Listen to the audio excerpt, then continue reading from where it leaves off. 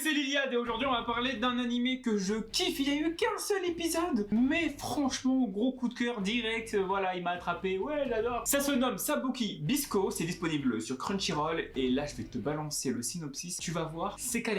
Le vent de la rouille balaie le Japon, dévorant les matières organiques et inerte. Milo, un jeune docteur, cherche un remède pour sauver sa sœur à partir de champignons suspectés d'être l'origine du problème. Et en même temps, un grand théoriste qui se nomme Bisco fout la zizanie dans la ville. Pourquoi j'ai eu un coup de cœur immédiat par rapport à cet anime? C'est très simple, par-delà sa mise en scène. Surtout le premier épisode qui est en deux temps où on suit deux temporalités qui vont clairement se converger et j'ai trouvé ça plutôt efficace. Surtout une mise en scène qui va mettre en valeur tous les personnages, ils vont clairement les embellir, les rendre emblématiques. Ça, j'ai super bien kiffé. Il y a aussi l'ambiance de la ville et même l'ambiance de l'anime en général. C'est épique, c'est un truc de crack. À chaque fois, on veut te rendre quelque chose de vraiment grandiloquent. Ça, j'ai vraiment adoré. Et puis même, il y a ce petit côté ghetto, ce côté pègre, ce côté Gumu, ce côté Akira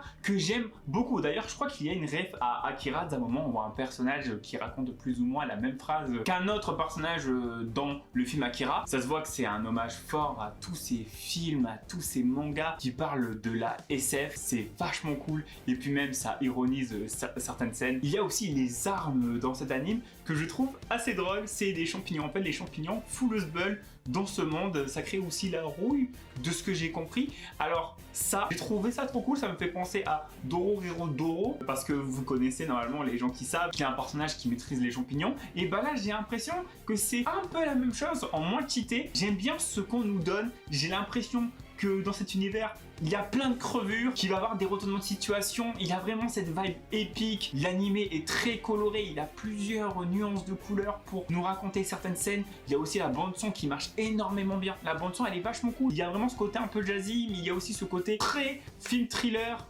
film d'action. Il y a une scène où on essaie de te mettre de la tension et là tu le ressens bien, il l'accentue. En fait, là, ce que j'aime et c'est ce que je reprochais la dernière fois, on nous montre une volonté de nous raconter quelque chose à travers l'animation, à travers la réalisation et donc tout cela crée une narration plutôt correct. Il y a aussi un gros point fort par rapport à cette série, ce sont les deux protagonistes. Bon, on en connaît plutôt un. Panda Sensei qui est un médecin qui va essayer de trouver un remède par rapport à sa sœur. Sa sœur ultra badass, hein, futur waifu, ça c'est clair et net. Mais c'est ça que j'ai plutôt kiffé, c'est un personnage plutôt pur dans un monde assez sombre, hein, parce que voilà, corruption, patati patata, je vous l'ai déjà dit, parce qu'apparemment il a une histoire et tout, il a un gros background, donc du coup il a plein de mystères. D'ailleurs cet animé, dès le premier épisode, il y a énormément de mystères et ça, j'ai vraiment kiffé, mais il faut vraiment que j'arrête de dire que j'ai vraiment kiffé parce que vous le savez que j'ai vraiment kiffé. Ensuite, il y a le deuxième protagoniste, donc là, on n'en sait strictement rien, mais en gros, c'est plus ou moins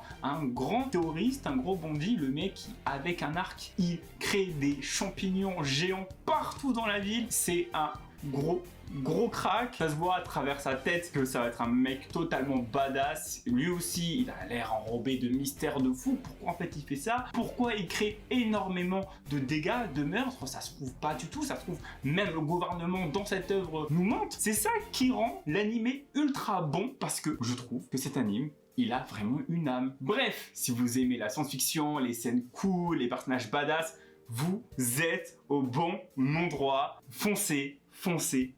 Sur ce, je vous dis à la prochaine, prenez soin de vous, c'est très important, et je vous dis pour d'autres aventures. Salut!